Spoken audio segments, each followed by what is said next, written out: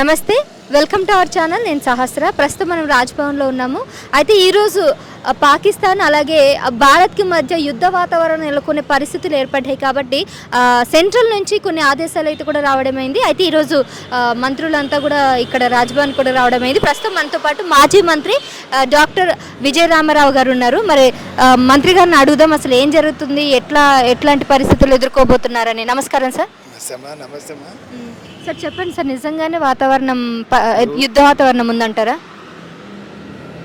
ఈ దేశంలో కాశ్మీర్లో నిరంతరంగా నిర్విరామంగా రక్తపాతం, దేశ విభజన శక్తులు, ఏర్పాటువాద శక్తులు 50 ఏళ్ళ నుంచి భారతదేశాన్ని ఇబ్బంది పెడుతున్నాయి.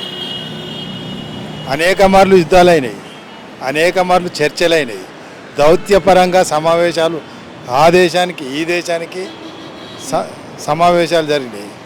కానీ ఆటంకవాదుల అరికట్టలేకపోయినాం. ఏర్పాటువాద శక్తులు నిరంతరంగా రక్తపాతాన్ని ప్రవహించేలాగా కాశ్మీర్లో వాళ్ళ ప్రయత్నాలు చేసినారు. ఇప్పుడైనా కేంద్ర ప్రభుత్వం తీసుకునే చర్యల వల్ల శాశ్వతంగా ఈ దేశానికి పట్టి పీడిస్తున్నటువంటి క్యాన్సర్ లాంటి వ్యాధి, ఏర్పాటువాదం, క్యాన్సర్ లాంటి వ్యాధి మరి దూరం కావాలంటే దేశమంతా ఒకటి కావాలి. ప్రభుత్వం కఠిన నిర్ణయం తీసుకోవాలి. దేశ సమగ్రత, సమైక్యత, సార్వభౌమాధికారాన్ని కాపాడే విధంగా మరి పాకిస్తాను మళ్ళీ కలలో కూడా భారతదేశం వైపు కన్నెత్తి చూడకుండా కేంద్ర ప్రభుత్వం తగిన చర్య తీసుకునేందుకు సిద్ధంగా ఉంది.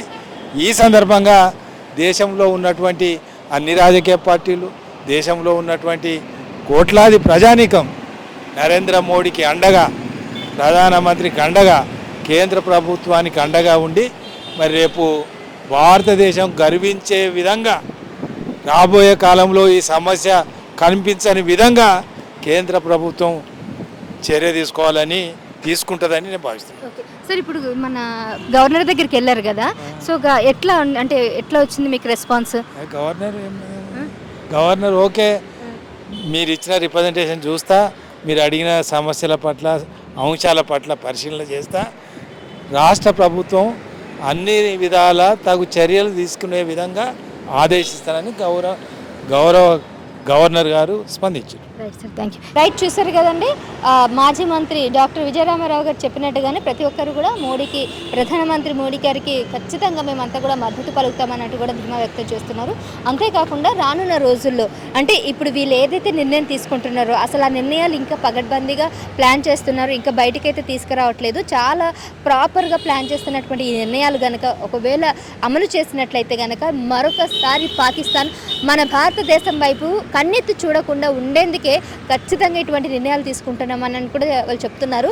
మరి ఈ నిర్ణయాల వెనుక ఎలాంటి వ్యూహాలు ఉంటాయి, మరి ఏ విధంగా వీళ్ళు అమలు చేస్తారు, ఇంప్లిమెంటేషన్ ఏ విధంగా ఉంటుంది అనేది ప్రతి ఒక్కరిలో ఉన్నటువంటి ఉత్కంఠ అయితే మొదలైంది. ఎందుకంటే లాస్ట్ టైం తీసుకున్న కొన్ని నిర్ణయాల వల్లనే పాకిస్తాన్ మన మీద దాడులు చేయడం కానీ, లేదంటే అమాయకుల ప్రజల్ని మనం చంపడం కానీ, ఆ దాడులు అవన్నీ మీరు చూసే ఉంటారు. 370 ఆర్టికల్ వల్ల ఎంత ఇబ్బందులు పడ్డామో, అలాగే రీసెంట్గా వక్ఫ్ బిల్ వల్ల కూడా ఇలాంటి నిర్ణయాలు తీసుకోవడం వల్లనే ముస్లిం సోదరులు అందరూ కూడా ఇక్కడ కొద్దిగా అసంతృప్తితో ఉన్నారు. సో మరి ఈ ఎఫెక్ట్ కూడా భారతదేశం మీద పడుతుందా అనే అనడానికి కూడా మనకు కొన్ని అవకాశాలు కూడా ఉన్నాయి. మరి అక్కడ పాకిస్తాన్లో కూడా ఇలాంటి నిర్ణయాల వల్ల అక్కడ నుంచి రెచ్చగొట్టే ప్రయత్నాలు చేస్తారు ముస్లిమ్స్ అంతా కూడా. అందు గురించి అక్కడ ఉన్నటువంటి తీవ్రవాదులు, ఉగ్రవాదులు అంతా కూడా భారతదేశం అయితే ఈ విధంగా దాడులు చేస్తూ ఒక్కొక్కరిని, అమాయక ప్రజల్ని చంపి రెచ్చగొట్టే ప్రయత్నం అయితే చేస్తున్నారు. అందుకే ఈసారి ఇక వీళ్ళు తీసుకున్నటువంటి ఈ వ్యూహ రచన, ఈ నిర్ణయాల వల్ల నెక్స్ట్ టైం ఎప్పుడు కూడా పాకిస్తాన్ భారతదేశం అంటే భయపడాలనే విధంగా అయితే ప్లాన్ అయితే వేస్తున్నారు. ఇప్పుడే డాక్టర్ లక్ష్మణ్ గారు, అలాగే ఎన్విఎస్ ప్రభాకర్ గారు, డాక్టర్ విజయ రామారావు గారు, ఇంకా ప్రముఖులు ఉన్నటువంటి కొంతమంది మంత్రులు, మాజీ మంత్రులు, వీళ్ళంతా కూడా రాజ్భవన్లో ఉన్నటువంటి గవర్నర్ని కలవడం జరిగింది. మరి గవర్నర్కి వినతి పత్రం అయితే ఇచ్చారు. వినతి పత్రంలో కూడా డీటెయిల్స్ అన్నీ అయితే ఇవ్వడం జరిగింది. సో ఎలా ఉండబోతుంది, వీళ్ళ లిస్టు ఎట్లా ఎవరెవరు వస్తున్నారు ఏంటి అనేది కూడా పూర్తిగా అయితే వీళ్ళు చెప్పబోతున్నారు. అలాగే ఈ 26th ఏప్రిల్ నుంచి కూడా వీళ్ళంతా మీటింగ్ సమావేశం చేశారు. ఈరోజు 6th మే వరకు కూడా అమలు చేయడానికి కాస్త 1 వీక్ టైం అయితే పట్టిందనమాట. పాకిస్తాన్తో యుద్ధమా లేదంటే ఏదైనా కాంప్రమైజ్ అనేది కూడా వాళ్ళు ఇంకా ఆలోచన చేస్తున్నారు. ఈరోజు శ్రీలంక నుంచి అలాగే బంగ్లాదేశ్ నుంచి కూడా కొంతమంది పాశ్చాత్య దేశాలకు సంబంధించి కొంతమంది ఇంటెలిజెన్స్ వాళ్ళంతా కూడా లోపల అయితే రావడం జరిగింది. విదేశీ పర్యాటక సంబంధించి ఎవరైతే ఫారినర్ ఎక్స్చేంజ్ ఆఫీసర్స్ ఉంటారో వాళ్ళు కూడా ఈరోజు రాజ్భవన్ రావడం జరిగింది. సో ఇంకా చెప్పాలంటే ఈరోజు ప్రముఖులు వీళ్ళంతా కూడా చింతాల రామచంద్రారెడ్డి రావడం జరిగింది, ఎండల లక్ష్మీనారాయణ, ప్రేమేందర్ రెడ్డి, అలాగే బంగారు శృతి గారు, బీజేపీ స్టేట్ జనరల్ సెక్రటరీ బంగారు శృతి గారు రావడం జరిగింది. సో వీళ్ళంతా ఆధ్వర్యంలో ఈరోజు హానరబుల్ గవర్నర్ గారికి అయితే వినతి పత్రం అయితే ఇచ్చారు. సో దీని మీద అయితే ఖచ్చితంగా వాళ్ళు నిర్ణయం అయితే తీసుకుంటారు. ఏ విషయం ఏంటనేది మన కొన్ని రోజులు అంటే మీడియా ముందుకి కూడా ఇంకో కొన్ని రోజులు అయితే తెలియజేస్తారు. సో ఆధ్వర్యంలో జరిగినటువంటి ఈ సమావేశం అయితే కీలకమైనటువంటి మార్పులు అయితే రాబోతున్నాయని అంటున్నారు. మరి చూద్దాం, వేచి చూద్దాం. ఒకవేళ నిజంగానే ఇటువంటి నిర్ణయాలు తీసుకోవడం వల్ల పాకిస్తాన్ నుంచి మనకి ఎటువంటి ముప్పు రాకుండా ఉంటే చాలు. తర్వాత సంగతి దేవుడు ఎరుగు, అంటే వాళ్ళ నుంచి మనకి ఏం ఎక్స్పెక్ట్ చేయట్లేదు, కనీసం దాడులు జరగకుండా మన జోలికి రాకుండా ఉంటే చాలని భారతదేశం మాత్రం మొత్తం యావత్ భారతదేశంలో ప్రతి ఒక్కరు కూడా అయితే ఎదురు చూస్తున్నారు.